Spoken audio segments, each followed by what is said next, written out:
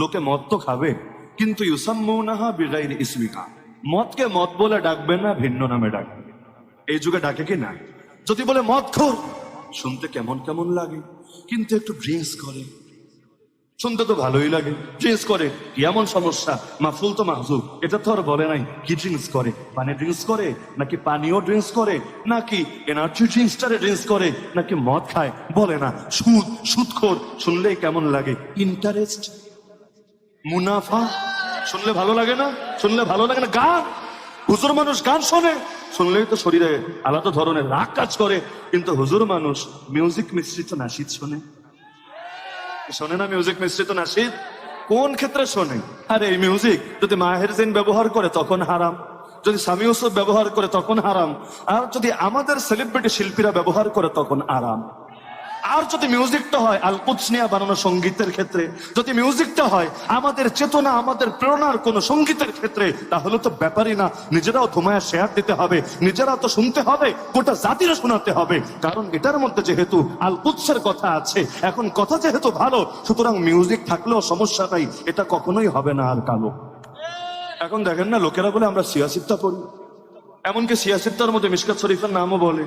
তো সিয়াসিত্তা পড়ো, মিশকাত শরীফ পড়ো, ভালো কথা। কামটা কি করো? কামটা কি করি জানো না? এখন যে গানটা তোমাদেরকে শোনাবো এই কামটাই আমি করি। তো সিয়াসিত্তা পড়লেই কি, মিশকাত শরীফ পড়লেই কি? সারা জীবন যদি আউল বাউল আর ললনের গান নিয়েও কেউ পড়ে থাকে, সে সিয়াসিত্তা না। সে যদি কোরআন শরীফটারও গলার মধ্যে ঝুলা রাখে, এই কোরআন কি তার আদৌ উপকারে আসবে? ফুকাহায়ে কেরাম লিখেছেন, কেউ যদি ইচ্ছাকৃত নাপাক অবস্থায় সেজদা করে, কেন? তাচ্ছিল্য হিসাবে, অবজ্ঞা হিসাবে, তাহলে তাকে আর মুসলমানই বলা যায় না, সে কাফের হয়ে যায়। কেউ যদি বিসমিল্লাহ বলে মদ পান করে ইচ্ছাকৃত ভাবে, বিসমিল্লাহ বলে জিনা করে ইচ্ছাকৃত ভাবে, ইচ্ছাকৃত শব্দটা আমি অ্যাড করছি এজন্য, অনেকের আছে খাসলো, কিছু শব্দ এদের মুখে অটো মুদ্রা দোষের মতো, জায়গা হোক অজায়গা হোক এই শব্দ খালি বলতেই থাকে, বলতেই থাকে, বলতেই। বলবেন কেমন আছেন? বলবে ভালো আছি ইনশাআল্লাহ। আপনার বাচ্চাটার কি অবস্থা? বলবে বাচ্চাটা তো মারা গেছে ইনশাআল্লাহ। বলে না এরকম? কোথায় সুবহানাল্লাহ বলতে হয়, কোথায় আলহামদুলিল্লাহ, কোথায় নাউযুবিল্লাহ, বোঝে না। হুজুর জাহান্নাম নিয়ে বয়ান করছে, এমন একটা হালত বলছে যে হালতটা বড় করুন, বলা দরকার নাউযুবিল্লাহ, দুই একজন বইল সুবহানাল্লাহ। জাহান্নামের আলোচনার মধ্যে সুবহানাল্লাহ এটা বলে তুমি কি বোঝাচ্ছ? আবার কিছু লোক হলো আলহামদুলিল্লাহ, সব জায়গায় আলহামদুলিল্লাহ, অর্থ বুঝুক বা না বুঝুক গণহারে বলতে থাকে আলহামদুলিল্লাহ। এখন কিছু লোকের আছে মুদ্রা দোষ, তো মুদ্রা দোষে জিনা করতে গিয়েও বিসমিল্লাহ বলে ফেলেছে। কি যে বলেছে খবরই নাই, মাথার মধ্যে কোনো অনুভূতি নাই আর সেন্সই নাই। এই ক্ষেত্রে তারে ডাইরেক্ট কাফের বলা যায় না, কিন্তু জেনে বুঝে ইচ্ছাকৃত ভাবে বিসমিল্লাহ বলে জিনা শুরু করলো, বিসমিল্লাহ বলে মদ খেলো, তাকে আর মুসলমানই বলা যায় না। তো এখন শেষ জামানের ফিতনার এইরকম অন্যতম ফিতনাই হলো, এখানে কাম সবই চলবে, নামগুলো জাস্ট চেঞ্জ হয়ে যাবে। দেখেন না, এখন দুই একজনের লোকে সুদখোর বলে, অমুক সুদখোর, তমুক সুদখোর, তো বাকিরা কি?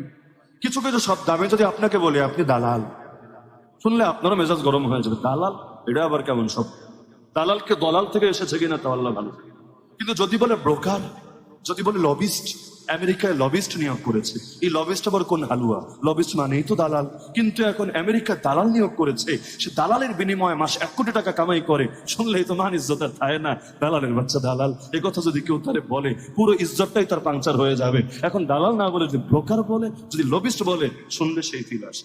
আলোটা আমাদের এমন কিনা, শব্দ নিয়ে যত অ্যালার্জি, কান যা করে সমস্যা নাই, শব্দ এটা বলা যাবে না। এই শব্দটা যদি বলে তাহলেই বড় ইগোতে লাগে, তাহলেই বড় সম্মানে লাগে। অন্য শব্দ দিয়ে বললে সবকিছুই ঠিকঠাক ভাবে